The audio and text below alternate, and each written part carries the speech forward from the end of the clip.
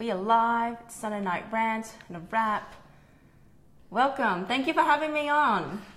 It's good to have you here, Susan. So let me let you know what happens now. We give it a little bit of time and people come on and you're going to... Jaylee's here. Hi, Jaylee. Jaylee's watching. Stephen Richards watching. Yeah. So there'll be people coming on and... I know how this works. Nick Carr. If you want to buy a car, go and see... Is he from the cars? Is he from Honda? Yes, he is. Nick Carr, if you want to buy a car, well, go and see Nick Carr. And gang, so Susan's going to start in a moment and she's going to... Edward Smith, you love your vendors to bits. On our real estate gym, you share your success tips. You take your stats from Pricefinder and RP data with this 10-year formula that's tailored to your farm area. You transform it and make it smarter. You show your vendors that you work harder. Even as we approach Christmas, there's still no relaxing. That's what makes you an agent of attraction. Fantastic. So you know what's going on. Susan again is, hey Nick, Nick's from Honda. Which I believe is, I think it's the #1 Honda dealer in all of Australia. That's the Honda dealer on Parramatta Road in Concord. So maybe next time you're on, we get one for Nick done. We will. So keep going. Welcome some more people in, Susan, and you tonight. Federico, Fragmatos. Hey Federico. Tony Gurgic, how are you, my Uncle Tony?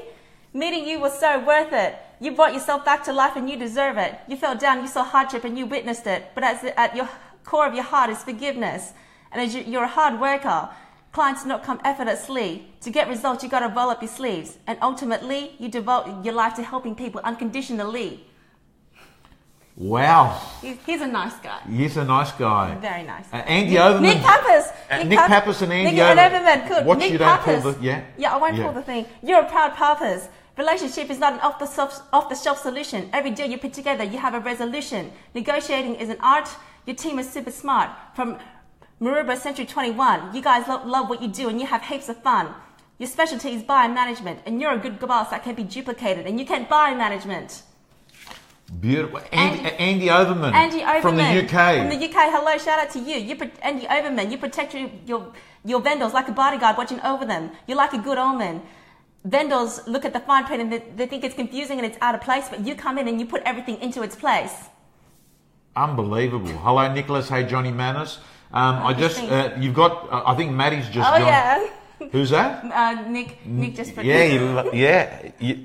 This is, guys, I hope you realise. Hi, Chrissy. Hey, Chrissy, how you going?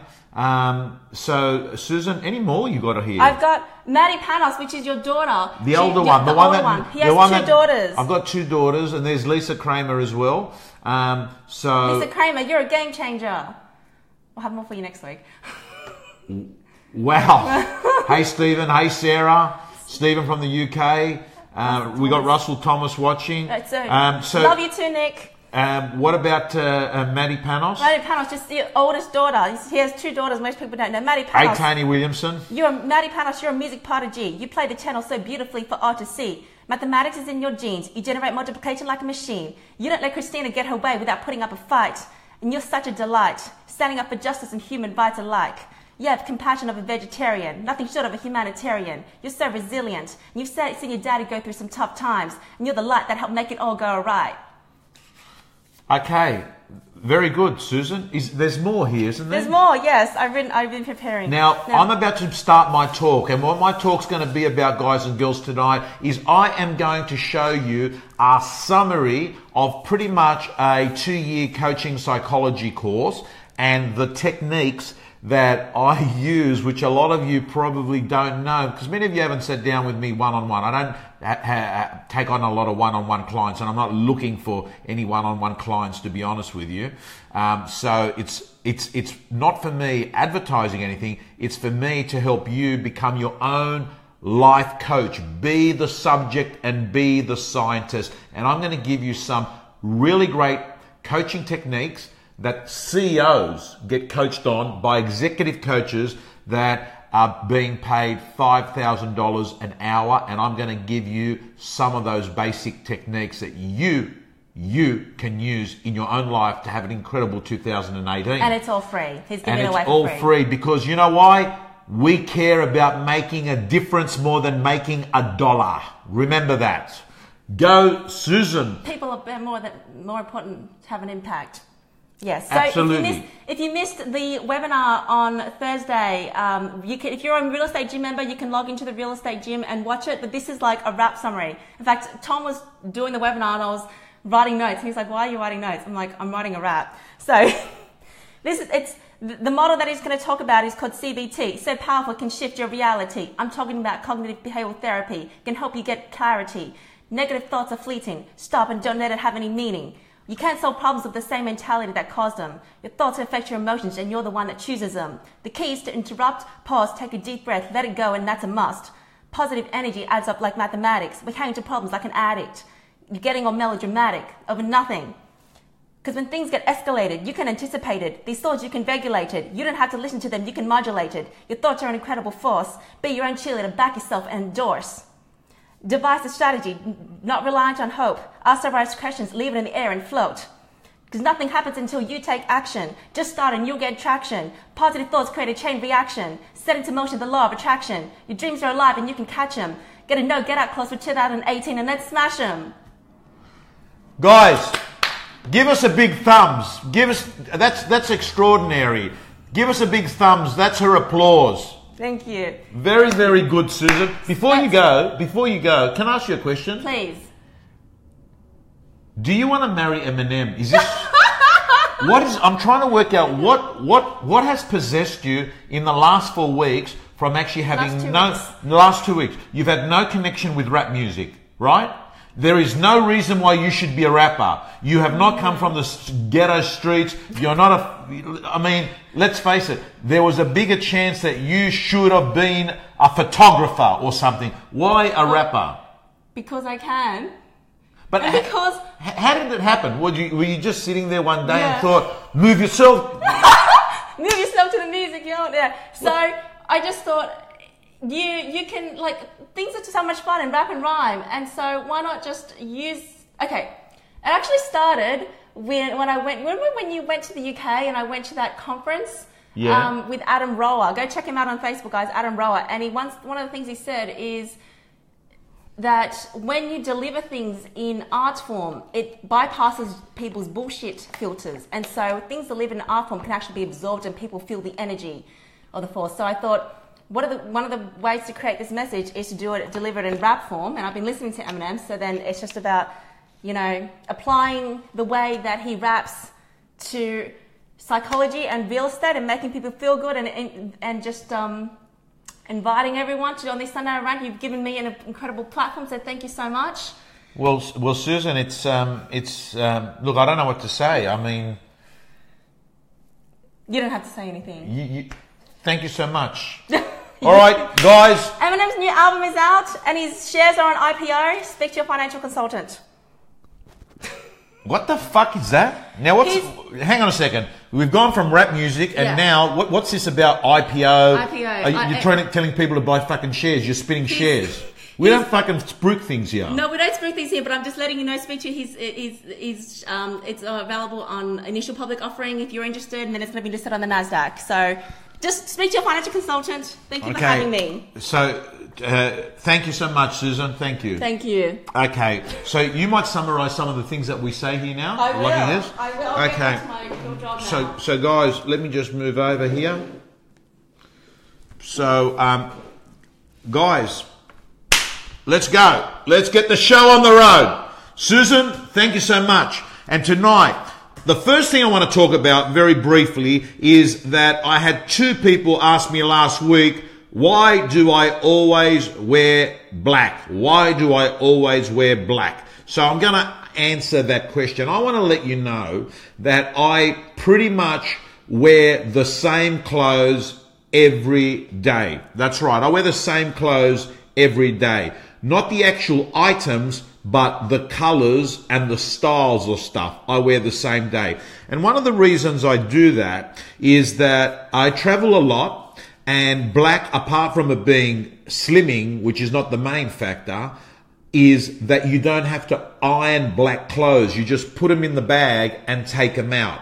That's the first reason. The second reason is that it's very hard for black clothes to get a stain, and if you're stuck and a whole day presenting, that is the second one. The third reason is that there is a thing called decision fatigue. And decision fatigue says that in this world that we live in, we have so many decisions that we need to make. So if you can eliminate some basic decisions and you allow routine to take over, you'll find that you'll have more energy to make better choices. And of course, with better choices, you'll take better actions. So in many ways, a lot of the things that I do in my life are actually, I've eliminated the decision-making process. And I'm going to give you some examples. For instance, what I eat is generally the same food because I don't want to trouble myself and say, oh, should I have that? Should I have that? Should I have that? So it's always the same. And pretty much the pattern of what time I wake up. I don't set up and think, oh, I'm going to wake up this time on this day, this time. So I pretty much do everything the same day. I like to have a life like that. So please understand the concept of decision fatigue. And that is anything that you can do to reduce the amount of decisions that you need to make will allow you to be more creative on important decisions. And, as Nicholas Menzies says, this is actually something that a lot of people, do in business. I think Mark Zuckerberg was doing it. I think Susan Zuckerberg is someone that does that. I think Stephen Jobs was an example of someone that would, John McGrath, I know for a fact, very often in his early days particular, would wear the same clothes on a particular day. I wear pretty much the same every day. But I want to move on and talk to you about this concept. So firstly, let me explain, because many of you may not know that my background has obviously been real estate heavily based, marketing, franchising, training, auctioneering, and of course in the media for the last 15 years. Thanks, Adrian Bowe. Adrian Bowe just told us that Albert Einstein used to wear the same clothes as well. I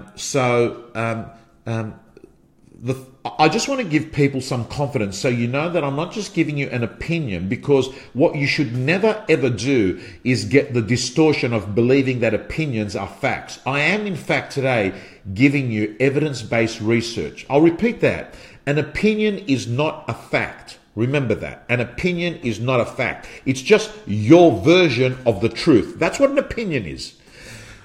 But today, I'm actually going to give you information that is evidence-based, that is grounded in academic research, that has gone through a scientific approach where people have studied a subject, there's been trials and there's been studies that have been able to validate that this is correct and it's not just an opinion. So let me just run through and just for the background where this information came from. So part of it has come out of my master's degree in management, which I studied organizational behavior, and part of it has come out of my coaching psychology certificate from Sydney University. In addition to that, I'm a member of the International Coaching Federation, and I'm continuously doing personal development courses. I'm currently enrolled in a coaching program that has been going on for around 18 months, and I do that by correspondence. So I am committed to ongoing learning, because the reason I say that is that I feel that it's my obligation, if someone lends me their mind in a one-to-one conversation, that my job is to help them be able to see things that they don't see and to change their story, and that they may have self-limiting beliefs. And you can't get that unless you've got a really deep understanding of psychology that is evidence-based. So let me run through a couple of the things. The first thing I'd like to talk to you about is I want everyone to understand where most of this research is coming from, is called cognitive behavioral therapy. And I know that I'm going to get a little bit scientific a little bit today, but I'm telling you, if you can grasp these concepts, I would go as far as saying that these are the things, the thoughts, the tools and techniques I've used that have dramatically changed my life, physically, commercially, relationships-wise. And what I would go as far as saying is that once you understand this basic framework, you will listen to some people and think these people are full of fucking shit, and you'll listen to other people and you'll say he or she gets it. So cognitive behavioral therapy is essentially a model that says that your thoughts and your behaviors, your thoughts and your behaviors and your emotions, those three things actually have a major effect in the direction your life is going to go. Cognitive behavioral therapy can help you go from good to great, and it can also help someone suffering from depression and anxiety go from pain to better. And the word that I'd like you to start understanding is cognitions. Cognitions is essentially a word that means the thoughts that you have, the stories that you have. These 60,000 repetitive thoughts are basically cognitions. And what I'd like to also say to you is that if you can understand a triangle and think thoughts, emotions, behaviors. And what's really interesting is that these things are interrelated, that your thoughts can actually change your emotions and your thoughts can actually change your behaviors. But in fact, your behaviors can also change your thoughts, which a lot of people don't get that. And your behaviors can also change your emotions. So let me give you an example, and I've written one down here, and that is, how does that work? Just picture that you're feeling down. Picture that you're feeling a bit sad, right? That's the emotion.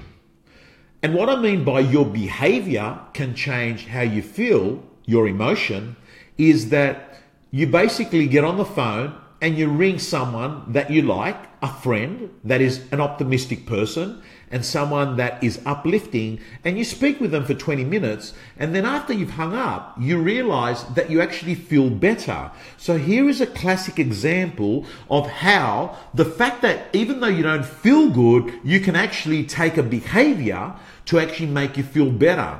The reason I bring this example is in the world of sales, we know that prospecting is important, but a lot of the times we don't feel like prospecting. So what we actually do is we don't prospect. What I'm saying is that if you learn to actually try and separate that feeling and just get on the phone and do it, you'll find that after an hour of making calls that you actually feel better. So what I'd like you to start doing is understanding this process, and I want you to start catching your thinking. I want you to catch your thinking. And as I said to people last week, I might have mentioned it on the rant, do I ever get negative thoughts? Absolutely, I get negative thoughts, but I don't pay much attention to them. They come, I notice them, and I don't engage in them. I won't participate in them, and I let them to flow away. So what I'd like you to do is start to become a witness to your thought. And when you start to do that, when you catch yourself thinking, you're able to begin to substitute negative thoughts with positive, empowering thoughts.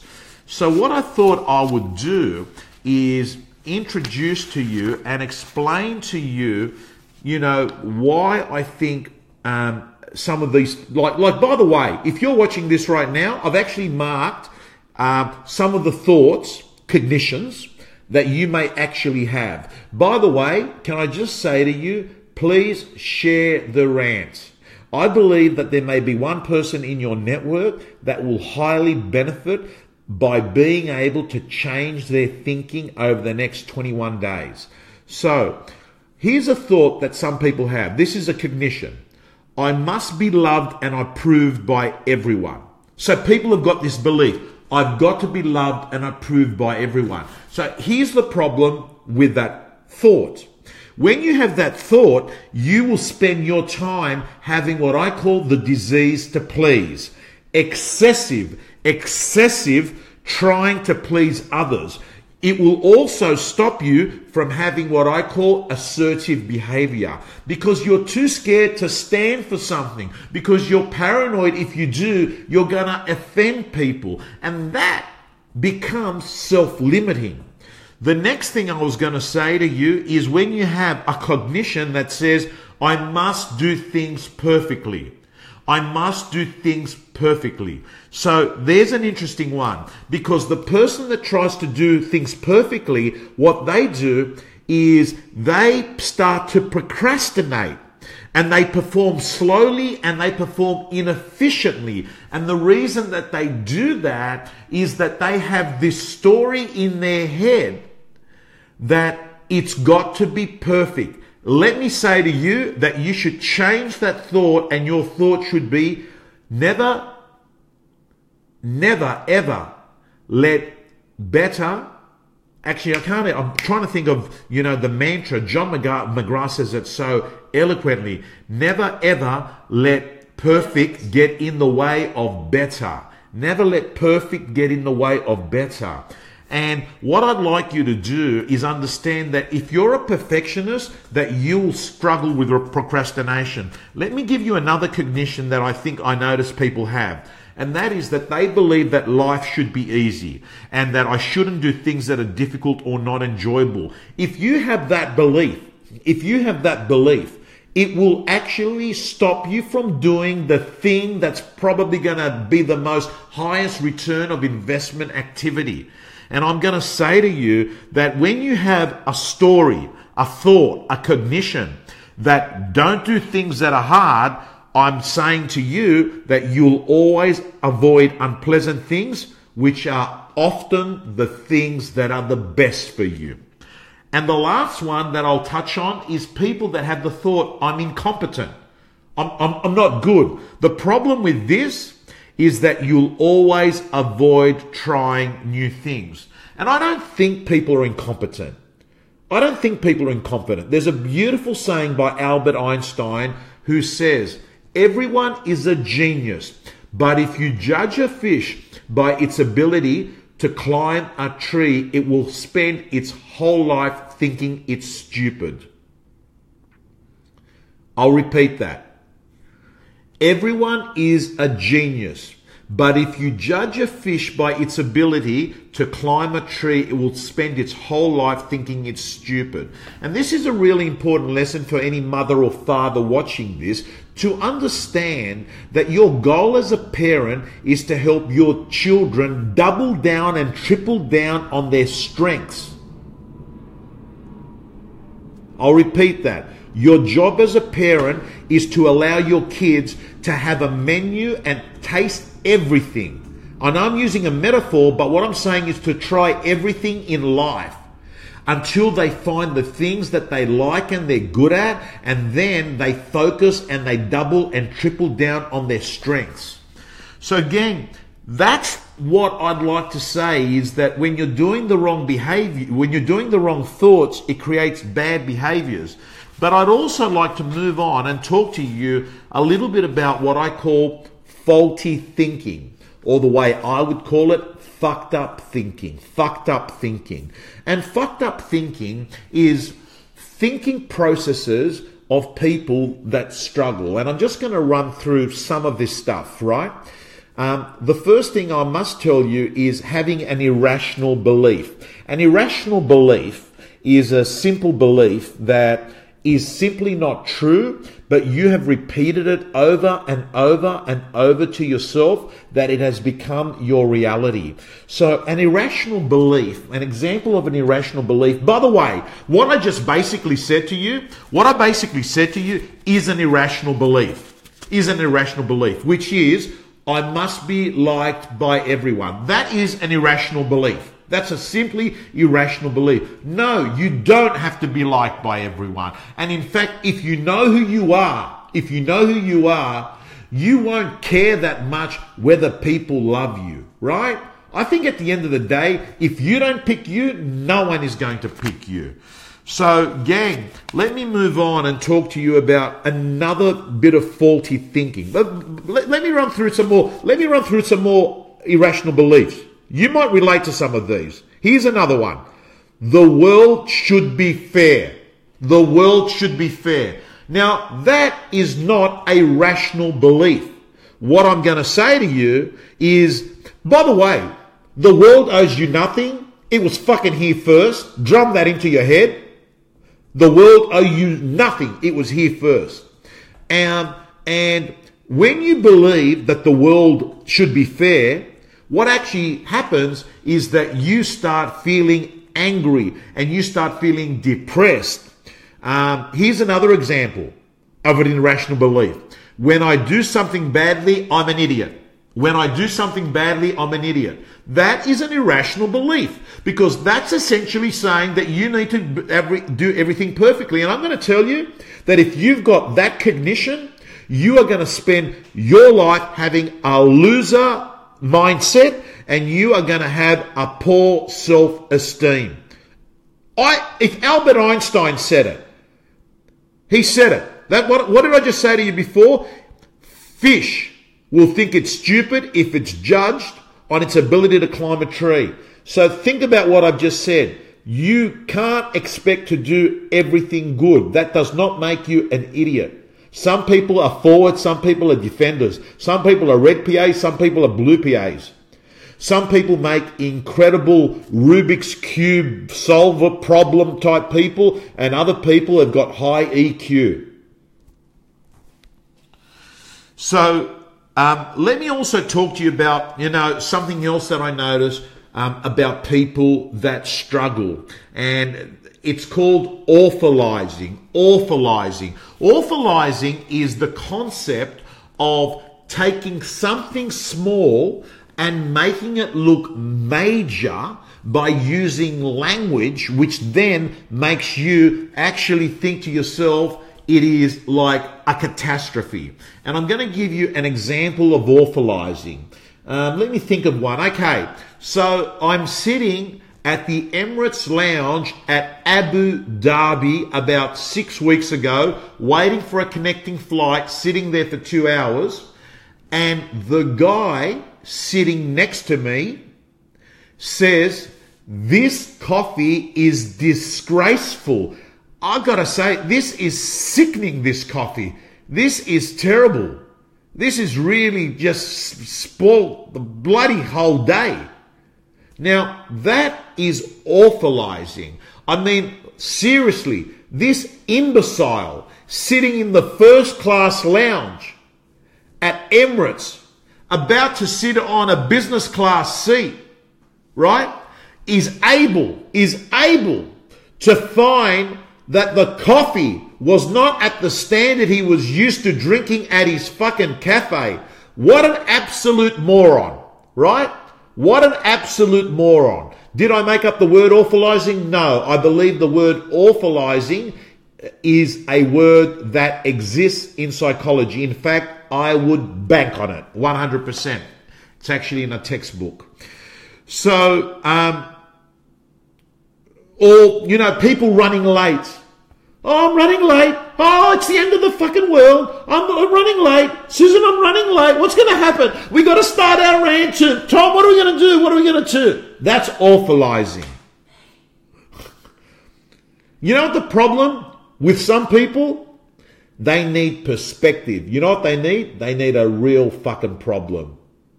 As Nicholas Menzies third world problem. And you know what happens a lot of the times?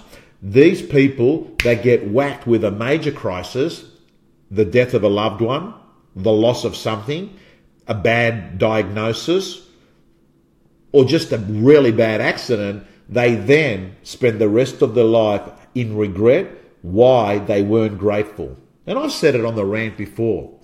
If you're not grateful, with what you've got at the moment. And as Michelle Kerr says, if you don't have an attitude of gratitude and you're not grateful with what you've got now, what makes you think you'll be happier later? Which brings me to another bit of irrational thinking and faulty thinking. And that is people that have if thinking. If thinking.